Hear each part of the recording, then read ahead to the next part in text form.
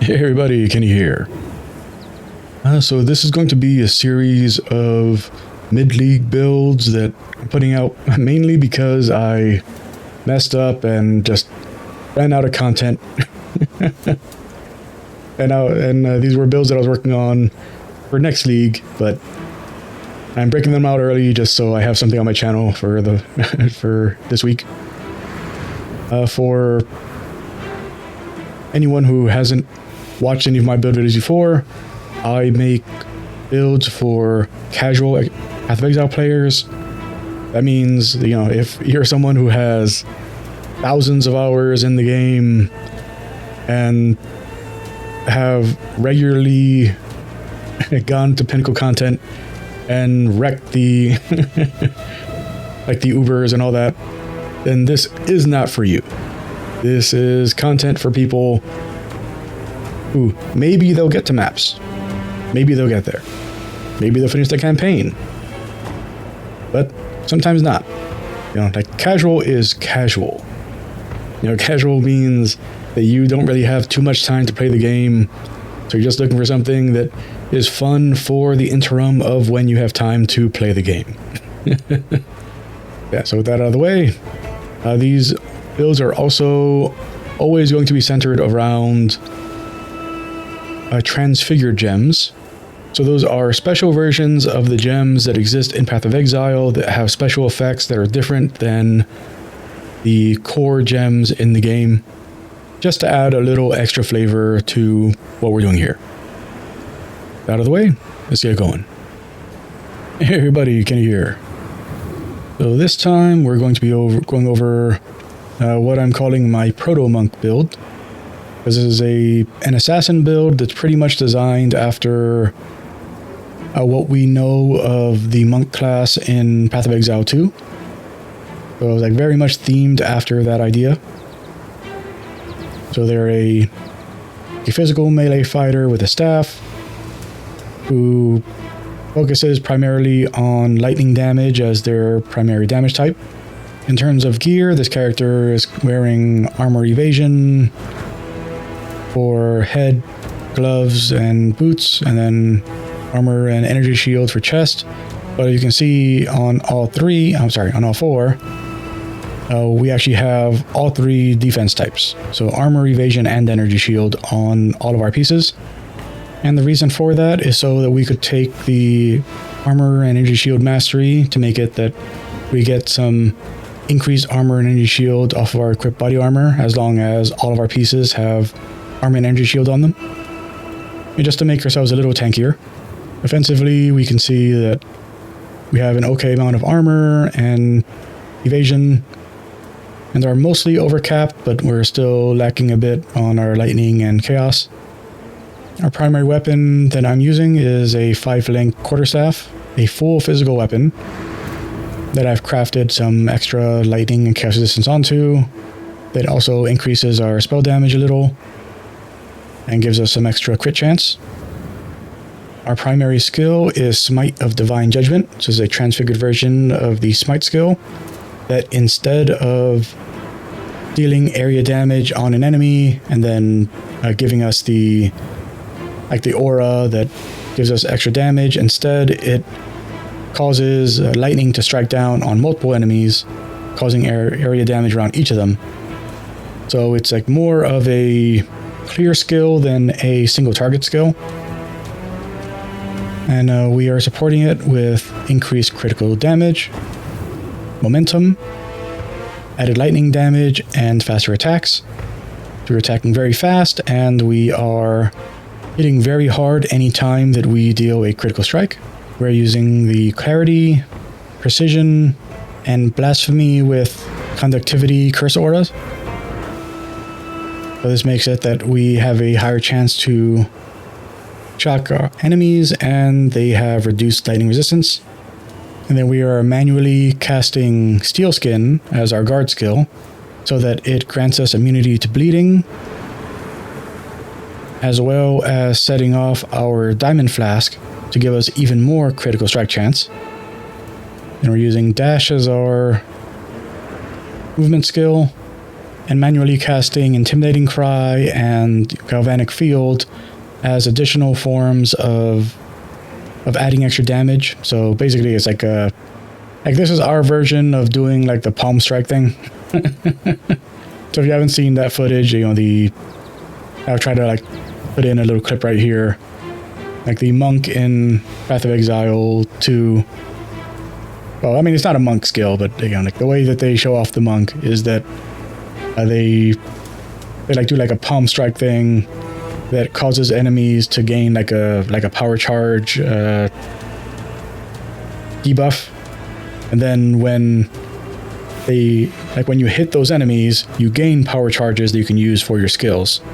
And in our case, you know, since what we're doing is making it that the enemies are charged up with shock by using our skills in conjunction with Intimidating Cry and the Galvanic Field, you're then able to capitalize on our ascendancy bonuses, which have increased crit chance and multiplier, deal more damage against enemies against low life, you'll have more crit multiplier against enemies on full life and on low life, so that our critical strikes cannot be reflected. We deal increased damage to rare and unique enemies as long as there's only one around us. And we take reduced damage if there's more than one around us. And then we gain power charges on our crit chance, like on our critical strikes, and have an even higher chance to gain power charges when we don't crit.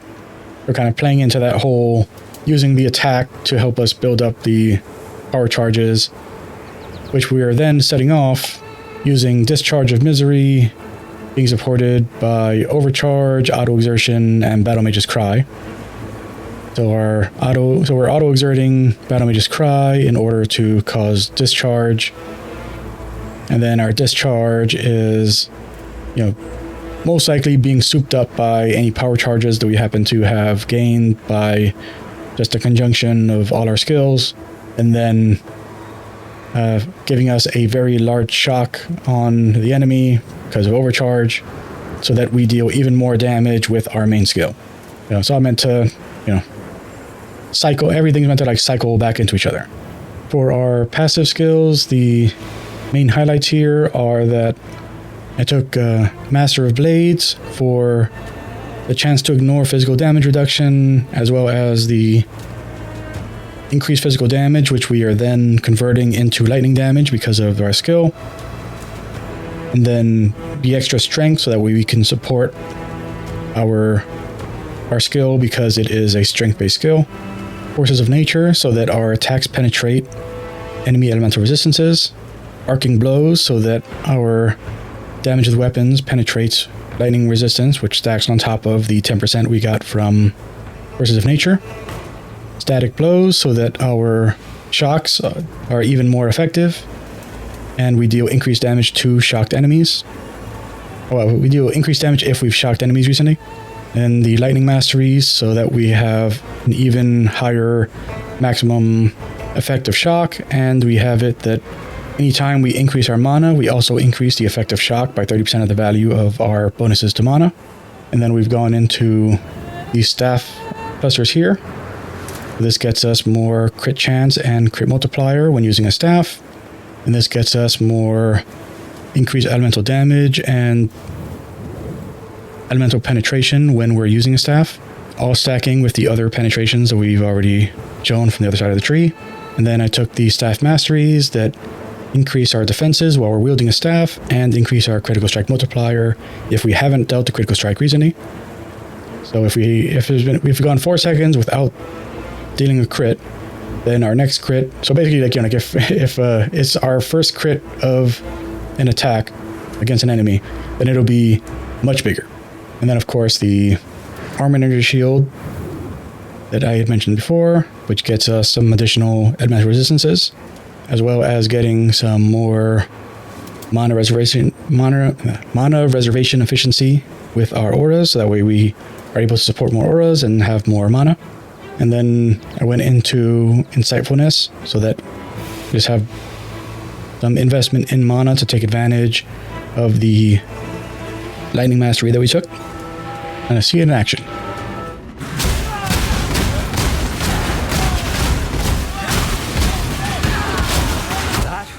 fun.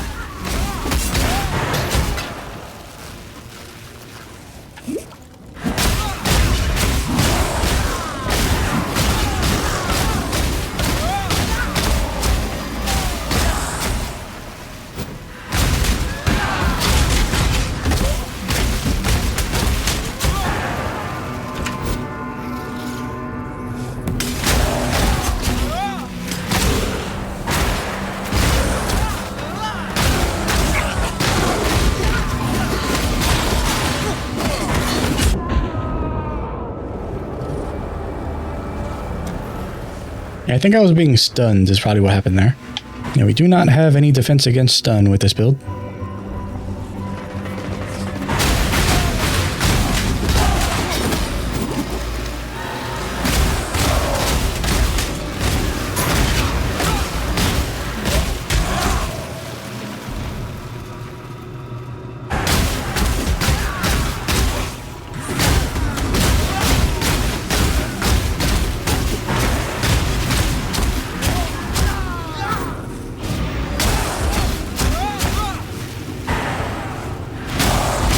I mean, no defense aside from the fact that we are stacking armor.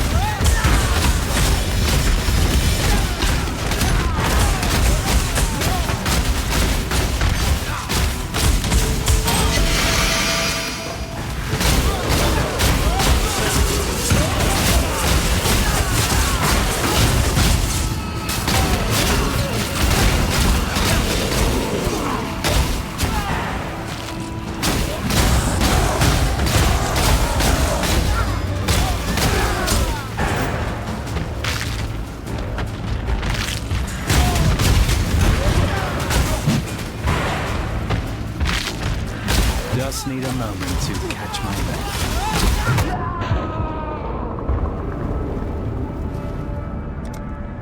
breath. Falling into the habit of letting yourself get hit before checking what a rare monster's mods are is always a recipe for disaster. Crush on hit when you are depending on your armor is a monster mod that you definitely want to avoid with an armor build.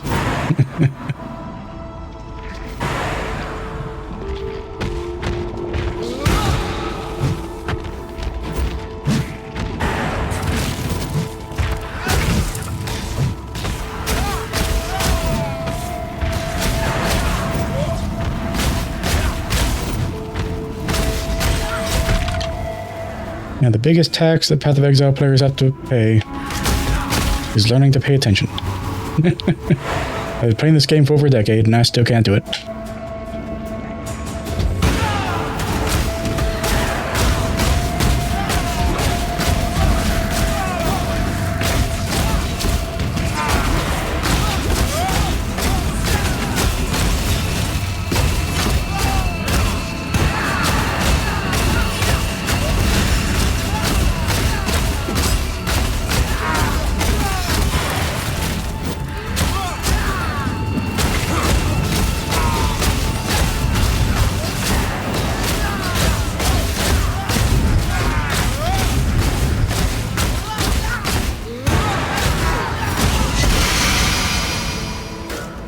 so that is the build.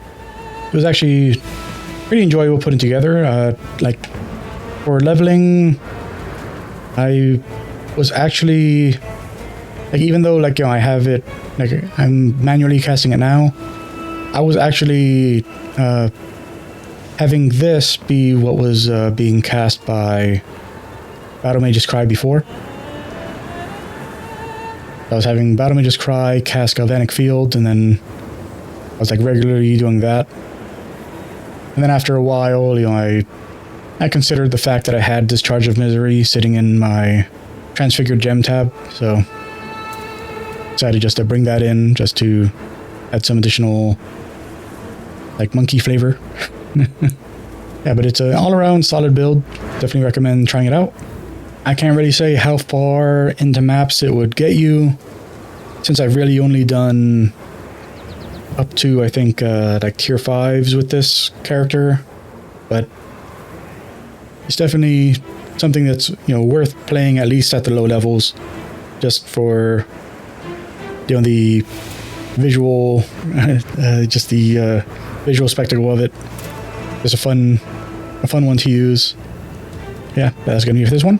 Thanks everybody for stopping by and checking me out. If you found these tips useful, appreciate the YouTube stuff. Like, comment, subscribe. Until next time, Fae Victus, Virus to Damaris, and bye.